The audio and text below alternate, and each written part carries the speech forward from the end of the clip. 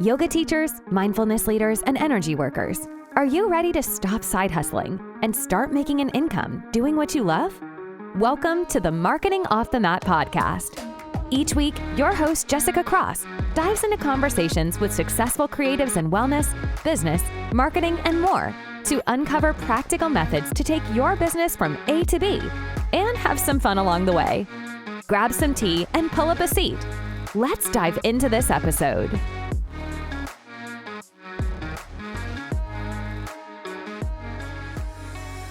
Welcome back to the show. It's Jessica, and this is Marketing Off the Mat. I'm so glad that you hit play on this episode because I am joined by one of my favorite yoga business podcasters today. Her name is Amanda Kingsmith, and you might know her from her show, overwhelm, or Mastering the Business of Yoga. She is an incredible light and shares deeply from her wisdom and experience in building her yoga businesses over the years. And I kind of nerd out. You get to hear me nerd out a little bit because when I first graduated several years ago, her podcast was one that really inspired me and I think is a big inspiration for me going out on my own and starting my own podcast. So enough about me. Thanks, Amanda.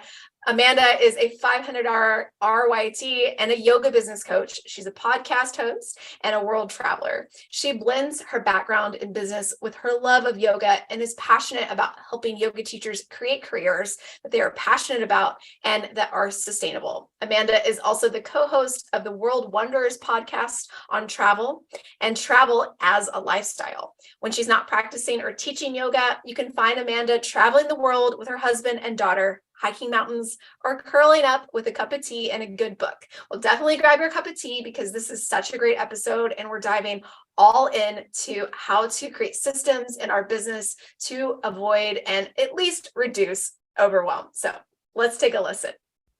Hey, Amanda, how are you? I'm doing great. Excited to be here. I'm so glad that you're here. Thank you again for taking the time. I'm just so excited to dive in with you. Yeah, absolutely. It's been a long time since I've been a guest on another show, so I'm excited to be here. Well, I'm honored that you are, and for the folks that are listening, I was just telling Amanda that I listened to her show for a long time, and when I first started teaching, I was like, there has to be a yoga and a business podcast out there, and I'm just so grateful that, and honestly honored that you're going to be with me today. That's so freaking cool. So I'm just excited for this conversation. Yeah, me too. So, okay, we heard a little bit about you in the intro, but I would love it if you could tell us some more about you.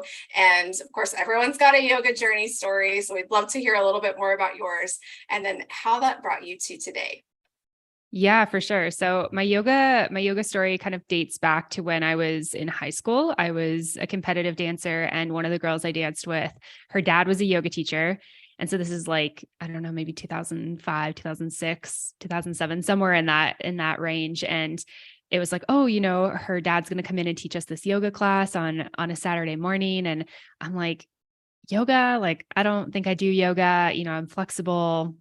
I'm not really into this. And also like, what is a yoga teacher? Is this even a profession? Which is so funny to kind of think about where my journey led me. But I did yoga and then didn't really think about it again until I was in college, and I was just not really exercising. I wasn't dancing anymore. And my mom was like, well, why don't we start doing a yoga class together? That way we can have like a weekly touch point.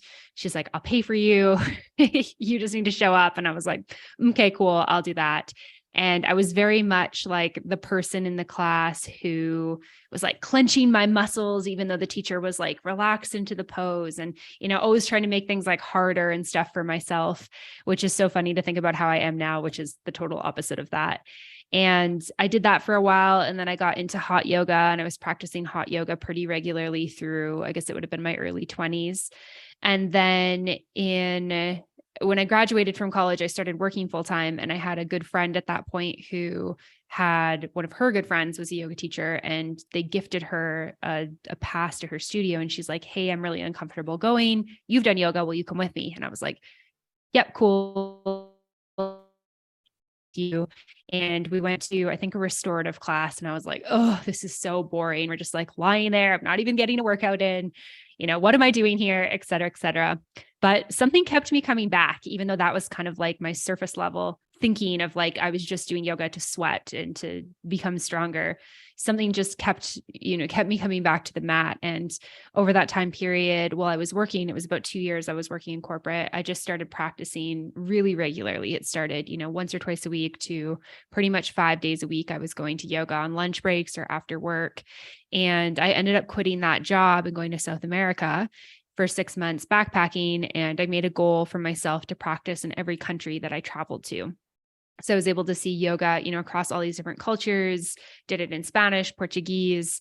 I spoke very, very, very little Spanish at that point. And when I came back from that trip, I took kind of what I call my career U-turn. So I decided I wasn't going back to corporate. I wasn't going to live in the big city anymore. My now husband and I moved to a small mountain town in Western Canada where we're both from. And I got a job working in retail. And while I was there, I decided to set a goal for myself to do my yoga teacher training. And my manager was like, why is this like a 5-year goal for you? Why don't you just do it like this year? And I was like, oh, I'm not ready. I can't even do a headstand. I can't do any of these advanced poses, et cetera, et cetera. And she's like, that doesn't matter. Like, I'll give you a month off. It's, unpaid because I was working hourly, but she'd hold my job for me. And I was like, okay, I have some savings. I think I could do that. And so I traveled to Bali by myself to do my 200 hour, which was in the spring of 2015. And I came back and I started teaching. And I liked teaching. I was teaching part-time. I started working part-time at a yoga studio. And then my husband got a job in Atlanta, Georgia, which is very far away from where I'm from. I knew nobody other than him in this city of like 6 million plus people. I had no idea what I was doing. And I realized once I got down there that I didn't really know how to get jobs as a yoga teacher. And that's very much where MBOM was born in my own need. And I started figuring out the process of actually getting a job and going through the hiring process as a yoga teacher. And then I started doing the math on, hey, how many classes do I have to teach per week to actually like pay my rent and my food bills if I don't want to work another job?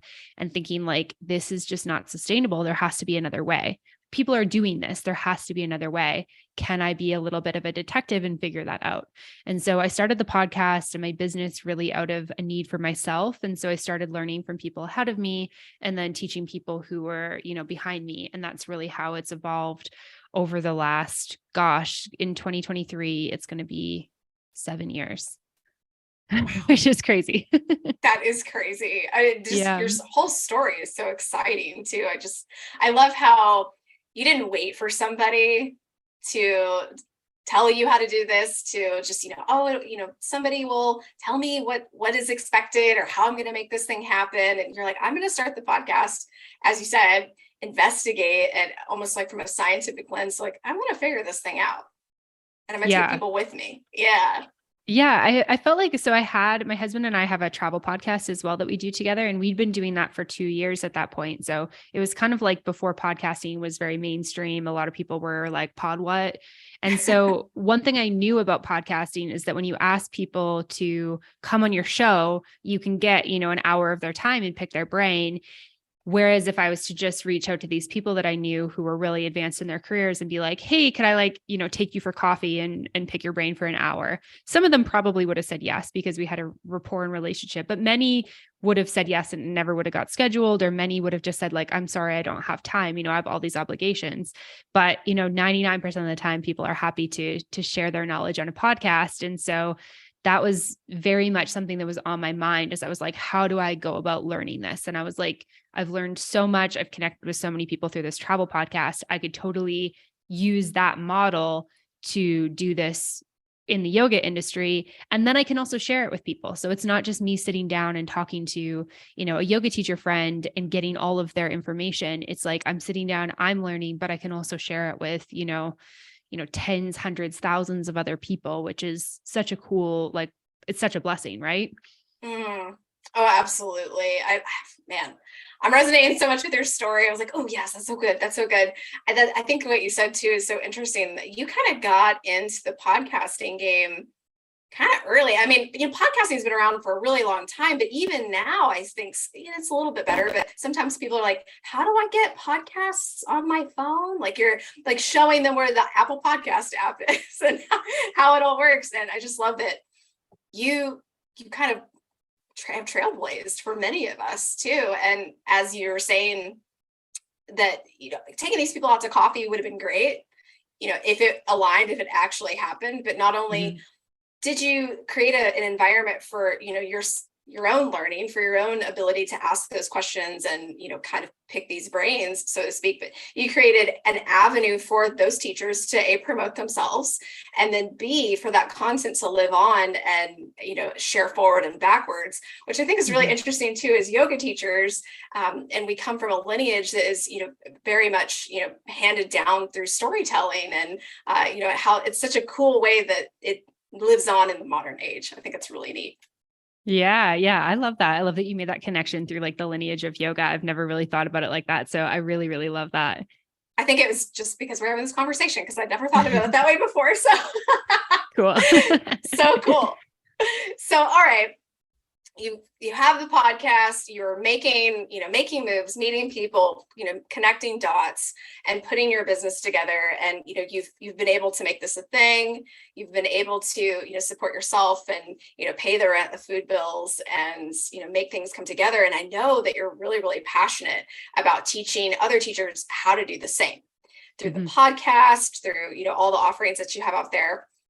So, one of the things I hear about when, teacher, and you probably hear about this too, when teachers graduate their 200-hour, or, even after they've been teaching for a while, they get really, really overwhelmed when it comes to actually like putting the nuts and bolts of their systems together that kind of build their business. I hear that a lot. I'm sure you do too. So where do you think the overwhelm is coming from when we're putting our businesses together, or when we're trying to create systems that can run for us while we're out teaching? Yeah, for sure. Yeah, I hear this a ton. And I think that, it's going to be different for everyone. So I'll start with that and saying that I feel like this is not just like a generalization, but what I hear a lot is that a lot of yoga teachers in teacher training, they are given the tools in their toolbox to teach, which obviously we need those tools to be yoga teachers. And that's a beautiful, important thing, but they're not given the tools to actually run a business. So for some people, maybe they've done it before. Maybe they've gone to business school or done business classes, or maybe they've run a business in, a past life type thing, past career. And so for them, it's not as challenging. But for many of us, it's like, we go from working maybe a full-time job, maybe a corporate job, to becoming a yoga teacher. And what we don't realize is that when we start teaching yoga, we are actually stepping into the role of, independent contractor, self-employed business owner. And we're often not taught, the business acumen. We're not given many tools in our toolbox for running a business.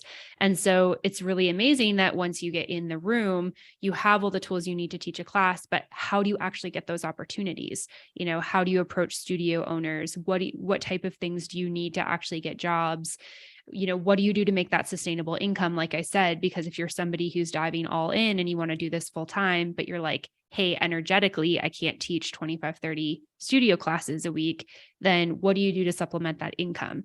And a lot of us yoga teachers just aren't taught that. And so I think that it becomes very overwhelming. There's overwhelm from not understanding software to even set up like calendars or booking systems, all the way to like taxes. How on earth do I do taxes as somebody who's self-employed? And, oh, now my income's lower and I can't afford to just hire somebody to do all this for me. So I need to figure it out myself. And there's just, especially when I started, there wasn't a lot of resources for this. There wasn't a lot of places you could go to find this information for yoga teachers. And so I think it just comes from like a lack of knowledge. Yeah. And there is just so much to figure out, as you were saying, we've been given the building blocks to teach a class, but, it's kind of, I don't know about you, but in my 200-hour, I think I maybe had 1 hour of business, and, that we definitely didn't talk about taxes. So, no, that was the same as me. I think we talked about like, oh, you should register with Yoga Alliance once you get back to your home country, because most of us had traveled to Bali to do the training, and you should get insurance. But there wasn't, even because people were so international, I was like, insurance, like, where do I get insurance from? So we have, all this overwhelm just from the sheer amount of stuff that we've got to figure out because, the toolbox that we've been given for the actual business side of things is kind of small. It's like more like a little tool belt with a lot of open slots that we need to fill. So, how do we combat this overwhelm when there's just so much for us to figure out as teachers? We're, as you said, doing it potentially with fewer resources if we're trying to go full time in, really teaching for ourselves and making this a full-time business. How do we combat the overwhelm that is, very present for many of us as we're building our businesses? Yeah, definitely. That's a great question. And so I have, I guess, a couple things that we can kind of go through with this. So one of these things that I think is really important when we start off is just looking at our energy. So our energy management, and part of this is going to be very individual. So all of us has, different energy in terms of how many classes we can teach per day, how many classes we can teach per month. And so I think that sitting down with everything that you're doing and just getting clear on like energy in, energy out, how is everything feeling for you? And also with that, you can do like money in, money out as well. Like, okay, am I teaching a class that I'm really passionate about? It doesn't pay that well, but I feel really good after I teach it. Okay, cool. That's check, something that you can keep. Am I teaching something that doesn't pay me very well and is also very energetically draining for me? Maybe that's something you let go and you make space for something else. So I think we have to get clear on, our energy, first of all, in terms of what we're doing, what we have capacity for. And then we need to sit down with our schedules and just get organized. And I think for a lot of us, this can be as simple as like, are you using a calendar system? Like, do you have a system within your business for organizing, when you're teaching privates, when you need to take care of your kids, if you have them, when you have obligations with a partner, when you have other work obligations, sitting down and getting really organized with that. And, I'm a fan of Google calendars, especially if you use Gmail. This is like something that's included, but just really get clear on what you've got going on and get things organized in terms of like, when you have meetings, when you have classes you need to teach, how much time do you need on either side for like carpooling? Do you have some time in there where you get to sit down and eat? Because I think sometimes for a lot of us, like we can go the whole day and we just forget to eat because we don't schedule that time in. And then we feel really drained and we're like, why is my energy super low? Oh, right. Because I didn't eat all day. I was giving, and I wasn't doing anything to recharge. So I think that those are kind of like the first two things to look at. Yeah, my goodness. Yeah, just kind of the nuts and bolts, the foundation. I think, as you said, just, simple free tools that are out there and very accessible to many of us, like as simple as Google Calendar. And, I would even add, like, if you're not eating, maybe you schedule your lunch too, like make sure it's like, it's on there as well. So it's just kind of a part of your day and it doesn't get, booked over with the millions of demands that can take a lot of our time. It's really, really good. Yeah, I think we have to have things in our schedule that are like non-negotiable things for us. And one of the things that I like to teach when it comes to this is setting boundaries. Like we need to have boundaries in terms of like, do you have at least one day that's completely blocked off where you never say yes to teaching classes, you don't book clients in, you just don't say yes to things because it's your day. And this was something I had to learn because when I first started, I was like, hustle, hustle, hustle. I need to make money. I need to, have connections. And I just was like never taking any time for myself. And I kind of realized like, hey, I didn't leave my stressful, overwhelming corporate job to have more stress and more overwhelm for like, honestly, less pay, it was kind of losing like the why and the passion behind it. And so for me, it was really important, like, okay, I need at least one day off, and one day shifted to, okay, my weekends are sacred. I need to have my weekends with my family. And for me also in general, like nights are generally kind of a no-go for me, especially now that I have a baby. So just setting those boundaries for yourself, I think is really important, especially if you're going to use this and you're going to sit down and look at, okay, what am I doing? What's the energy? Sit down, look at your calendar. Laying things out very visually can be helpful. And then looking and being like, okay, what are my boundaries? Maybe you don't like teaching before 8 a.m. or 10 a.m, and you don't like teaching, after 5 or 6 or 7 p.m. at night. And, weekends don't work for you because that's the time you spend with your partner because that's the only time you have together. So you get to choose that, right? For yourself. Like maybe these things, maybe getting up early is worth it. Maybe working on weekends is something that serves you. There's no right or wrong with it, but the idea is that you need to sit down and decide this for yourself, because that's another, opportunity to just take control of our schedule and get clear with this. And that'll really help with the disorganization and the overwhelm that happens.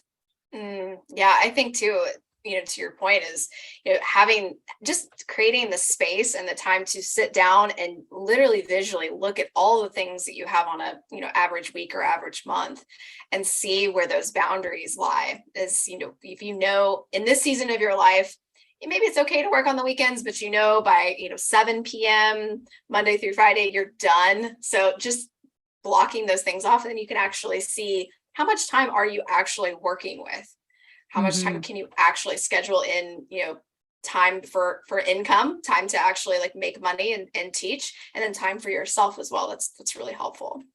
Yeah. Self-care time is huge. And I've worked with a really good friend of mine. Her name is Renee Claire. She's also a yoga teacher. She works with, wellness entrepreneurs. She's a productive wellnesspreneur on Instagram, if anyone wants to check her out. But I've learned so much from her, and I love her because she approaches productivity starting with self-care. So I've worked with her one-on-one a number of times. Anytime my schedule gets like in disarray, I just book a one-on-one with her, or I'm going through a big life shift and I have to kind of redo all these processes for myself. And I just love the start of self-care. So it's like, if I'm cramming my schedule from 8 a.m. to 8 p.m., her question is always, where's your self-care in here? How are you taking care of yourself in the morning? How are you making time for you to eat? Where is your dinner break? Where is your time with your partner? When are you shutting down for the night? And I love that approach to productivity, because I think that in today's kind of hustle culture, we just get this like hustle. Like if you want to be successful, you need to hustle. And I think this goes for all industries, but especially like we work in the industry of wellness and helping others take care of themselves. And in order to do that, we need to take care of ourselves. And so we need to set those boundaries. We need to make sure we've got that time for, the time for, morning routines, self-practice, food, like we've talked about, our own exercise, time with our partners, time with our kids, time with our friends, that stuff is valuable, and that helps us show up as a better yoga teacher. Yeah. And the last point you made is so true. It's like, we can't fully show up for those classes if we're, drained, hungry, tired, all of those things constantly. Of course, there'll be there's the days, of course, when you show up and you're like, oh, didn't sleep great last night, but here I am. Those are always going to be there. But for the long haul, if we want to keep teaching, if we want to keep showing up to teach these classes, from day in to day out, and for years, if that's our plan, then we have to dial in the self-care. So good. Mm-hmm. Yeah. I think burnout is really prevalent in our industry, where people are just giving, and they're giving from a place of care and love, because they truly love the practice and they love sharing it with others and seeing how it benefits from people. And that's beautiful. But if all the yoga teachers burn out, we don't have any teachers to teach yoga anymore, right? So we just have to find that balance of like, you're taking care of yourself, yet you're still serving your clients, your customers, your students. And I think that we really can do that, but it does come from, making sure that we do have some organization and some boundaries and some self-care time. So good. So we've kind of talked about our calendars, and which I think is a very good foundational piece, because, if we can't figure out where we are day to day and where we're spending our time, that's always the first one to tackle for sure. So, we're talking about establishing workflows in our business that, I think about, the massive array of tools that we have out there that are available to us, from, email list building to obviously social media content, all the lovely things that we have at our fingertips can also feel really overwhelming. So if there's a teacher who's listening and they're like, okay, I can sit down and figure out my calendar. That's step one. What do you think step 2 and maybe step 3 would be when it comes to establishing workflows in your business? Yeah, for sure. That's a great question. So yeah, step 1 would be calendars. I think step 2 for me is like to-do lists. So I actually don't put like my to-dos in terms of like daily items that I need to do on my calendar. So the things that go on my calendar would be things like like this, for example, this is on my calendar, but, I had an obligation this morning that required my time and attention. I think that went from like 9:30 to 11:30. And then I had from 11:30 to 1 where I didn't have anything on my calendar. I know it's my work time because I've got my nanny right now. She's watching my baby. But then I had this call with you. So, these breaks in our calendar are the times where like a to-do list can be really helpful. So you can use just like a paper to-do list. That's totally fine. I really like the digital one called Todoist. I have it on my phone and my computer, so it syncs between them so I can quickly add things. And you can add like the dates, you can add them to different, different like buckets, I guess you could say, or different projects. But I find that's like super helpful. So I'm like, okay, I've got, an hour and a half. Part of that time I'm going to use to eat something. So I've got about an hour to work. What are like the pressing things that I need to do today? And I find that having a to-do list to go off of helps me be the most productive. So I'm not just like sitting there looking in my inbox being like, what was I supposed to do again today? I don't know. I think there was some stuff, and I really think about, I actually used to be like many years ago while I was still in college, I used to be like the type of person where I would just keep everything in my brain. I kept like midterms, project dates, final exams, social events all in my head. And I was like, yeah, it's fine. I always remember them. And as I got into working full time, I was like, yeah, sure. I have a great memory. I could do that. But like, why am I using valuable space in my brain for this? There's all these tools that we can use. And so I'm a really big fan of like offloading stuff. So I live and breathe by like calendars and to-do lists. And that's the way that I function really well. And it means that I don't miss things. I don't forget things, et cetera. But yeah, so I think the next step would be, you've got your calendar set up, you understand, hey, I'm teaching from 9 to 10. It's going to take me, at least 30 minutes to be back home. 10:30. I'm going to need probably 30 minutes to maybe take a shower, have a snack. Okay, by 11 a.m., I can dive into some work time working on my business. And, I've got an hour and a half that I can do that before I want to self-practice or go to the gym or have my next class, whatever it is. And so being able to actually get clear on what you need to do in that time is super helpful for managing that workflow.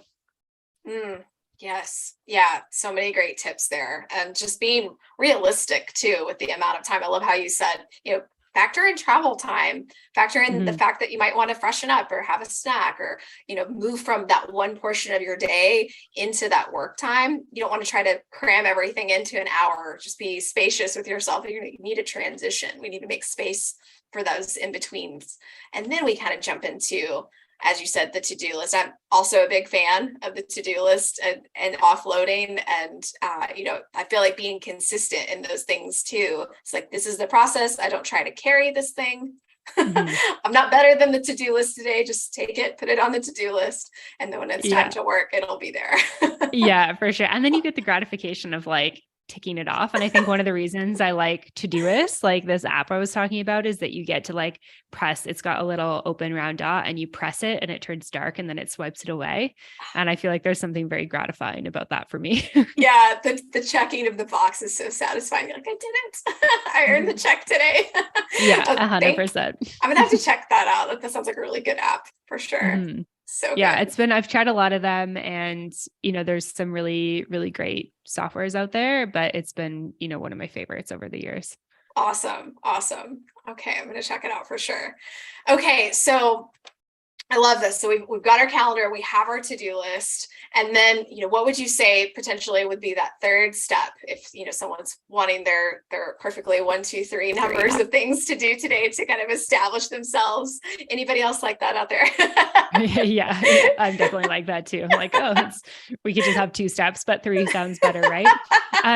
Yeah. So we talked about boundaries already, which is another step of mine. Like as you're setting this up, just make sure you do have those boundaries in your calendar and with your to-do list. And then another thing that I really, really love is making time to work on kind of the bigger picture stuff. So projects, making time to work on your business. So one of the things that can kind of happen as a business owner is we can kind of get on the hamster wheel of like day-to-day life.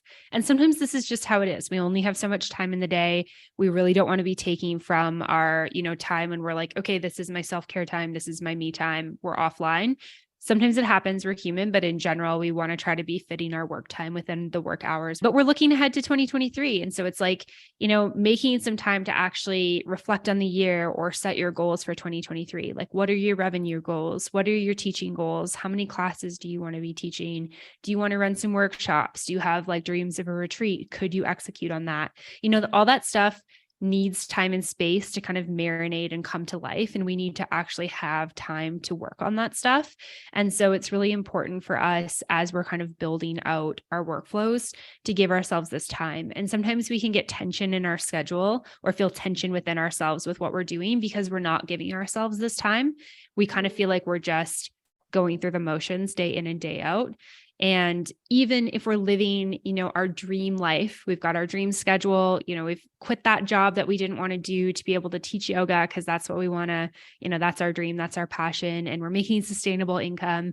We still will feel that kind of tension if we don't have the opportunity to look ahead or to plan on how to, serve your clients better or how to, set up that next workshop and market it and all that type of stuff. So I think that that's a really important piece for being self-employed and being a business owner. And I think that this one's hard because the to-do list can be long, right? I know because like my to-do list can be long and those projects can get pushed off, but I really like to think about kind of like my self-care, my project or my bigger picture time working on my business is, non-negotiable time too, where I need to just close my communications apps. I close my email down, I close Slack down, I get off that stuff and I just sit and I work on that stuff for, an hour, 2 hours, whatever I've allocated for myself.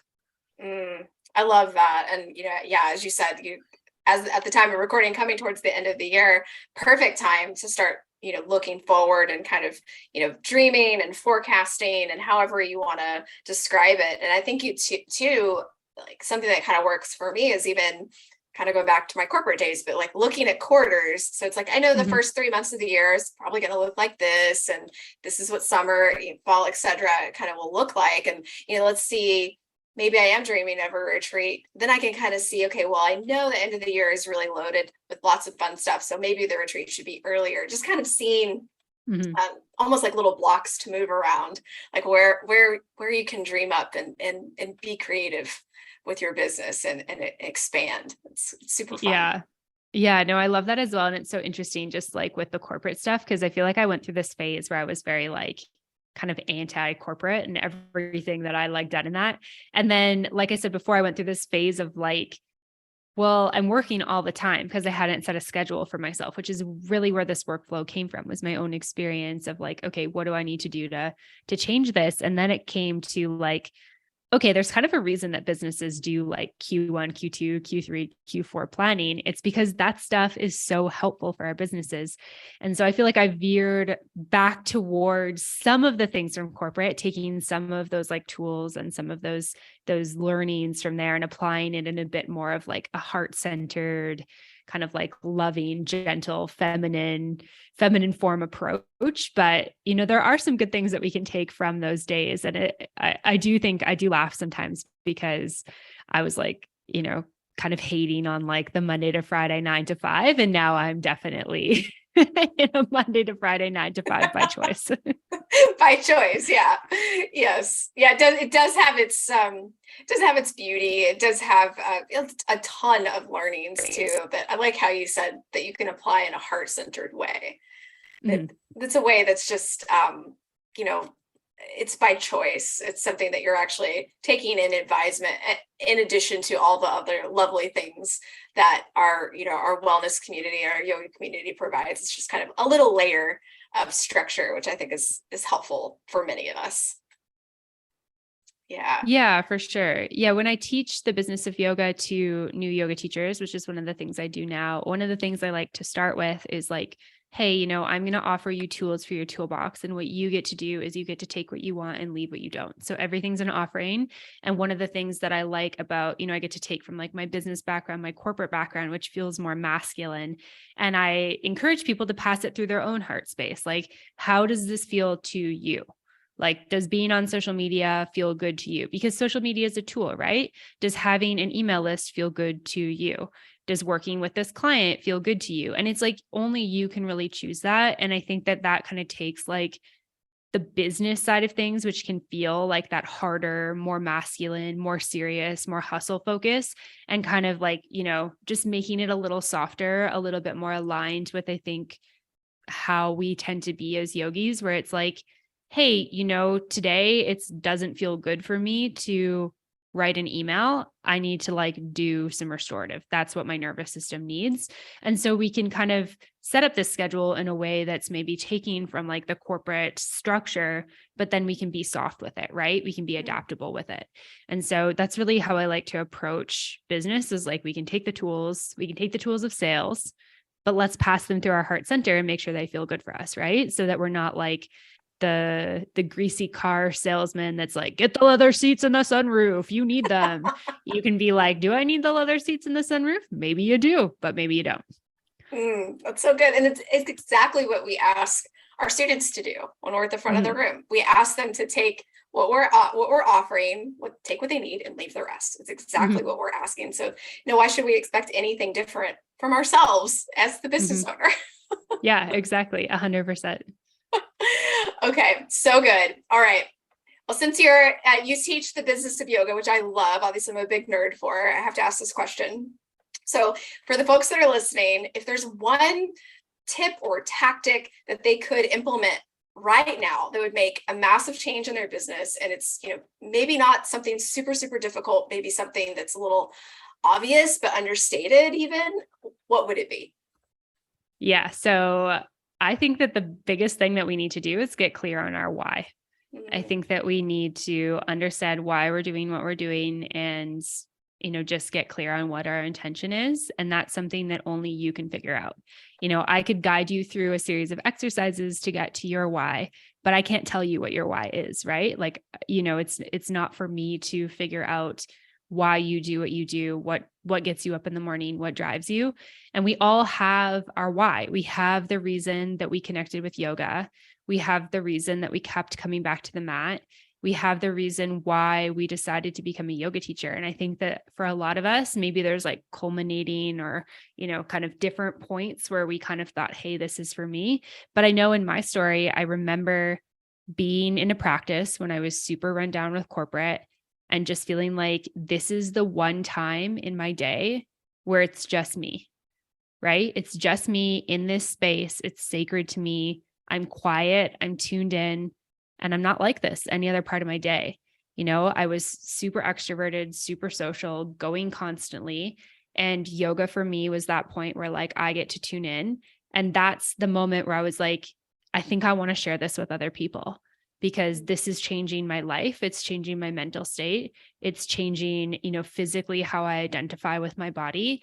And I think I want to share this. And it took me a couple of years before I got to the point of, actually doing the teacher training and then teaching, and that's okay. But I think we have that moment where like a seed was planted for us where we thought like, hey, I think I might want to share this with other people. And that's completely unique for us. And it drives the why of what we do.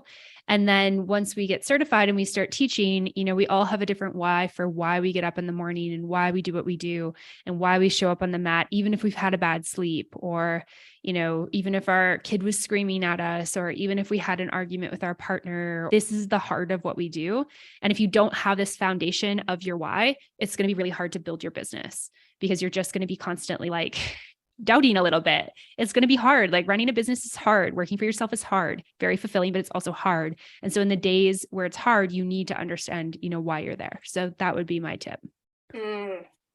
Yes, it's so good. So I feel like when I asked about something that's understated, you nailed it, because I think we hear it a lot in entrepreneurship, especially in, if you follow some of these, Instagram accounts that are all about, women in business and, what's your why? And I think it's said so much that sometimes I feel like we don't even hear it anymore. And it's so important and it's so vital, because if we don't know, if we can't return to the reason that we began, then we we have no idea where we're going. Like it's that touchstone. It's the you are here on the map that we have to begin from, especially when we're feeling, a little off center, or, we're very bogged down in the day to day, just getting through the emails or going to class. Mm-hmm. Like if we come back to that why, that's almost like this little fountain that's going to fill our cup. So I'm just so glad that you mentioned it. It's so good. Yeah, I know. I feel like there's so many tools that like maybe are practical in terms of like, oh, you should have an email list, or like you should start a business Instagram page, or, you should start teaching private yoga because that'll pay better. But I just feel like before you can do any of that and decide on that, you just have to have that foundation. And I think one thing I'll just add on quickly to that is like, once you know your why, I think it's really important to get clear on what your values are as a business owner.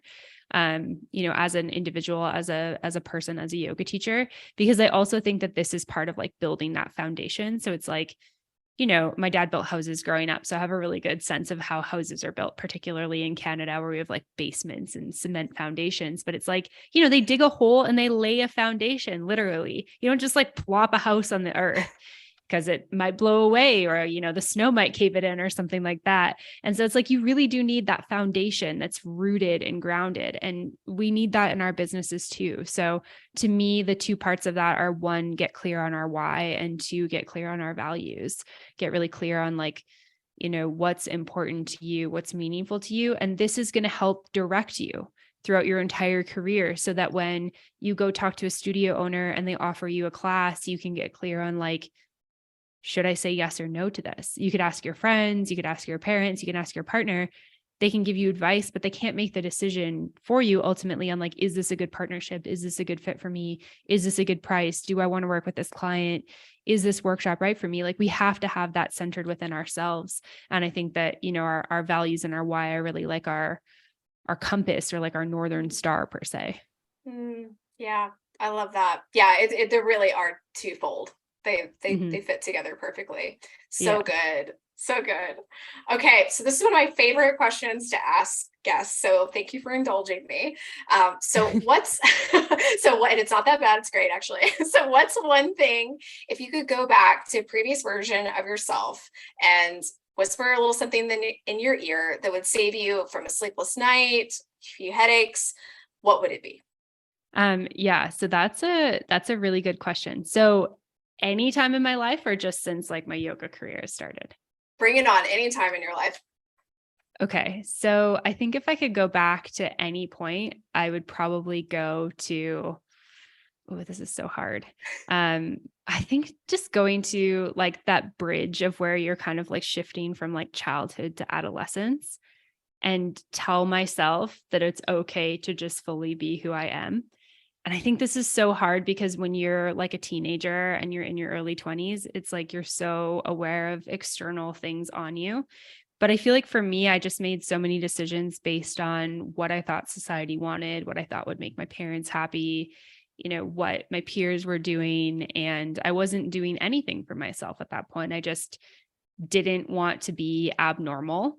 I didn't want to stand out. And that's not who I am. Like, I'm a bit of a weirdo, and I've got some like weird, quirky things. And I don't think I was put on this planet to just like be on a conveyor belt, which, I didn't figure out until I was like in my mid-20s. And so I went through probably a period of like 10 years of just being cookie cutter. And so I think that I would just go whisper to, my kind of like hurting, self-conscious adolescent teenage self, and just say like, you're perfect the way you are, remember who you were as a kid, and just trust your instincts and follow the things that you like to do, and don't worry about anyone else.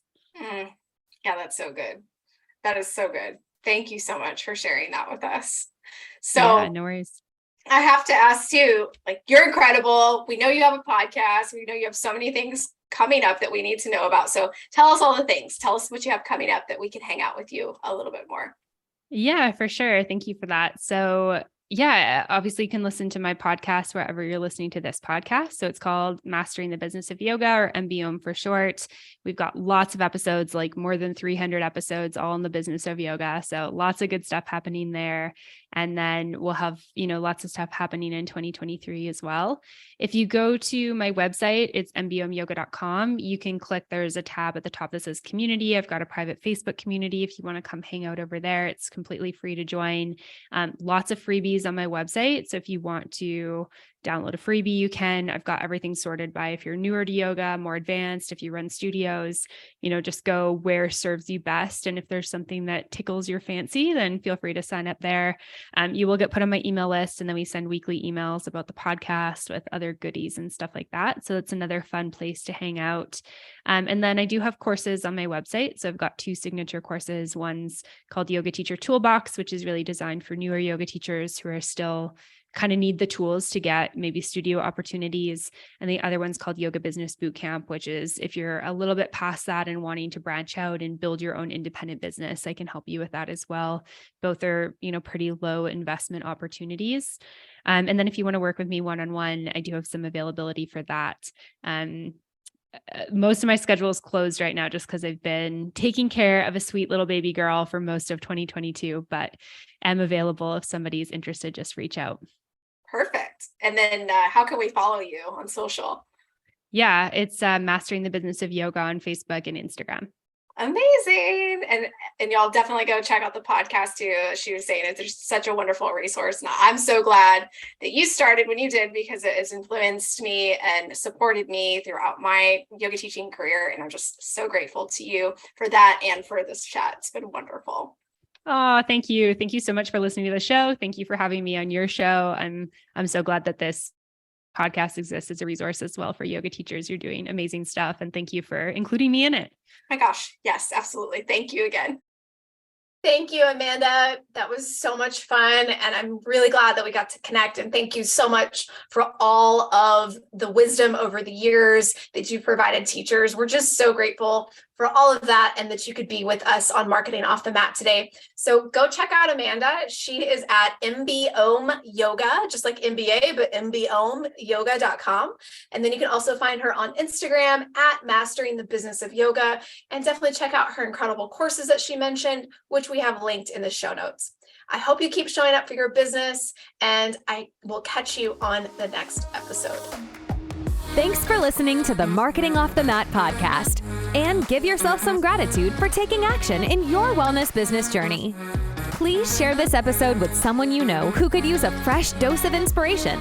And we'd be thrilled if you would rate, review, and subscribe to Marketing Off the Mat on Spotify, Apple Podcasts, or wherever you get your podcasts. Want to share an idea with Jessica? DM her at jessicacross.co on Instagram to continue the conversation or find out how she can help you take the next right step in your business. Until next time, stay inspired and keep showing up.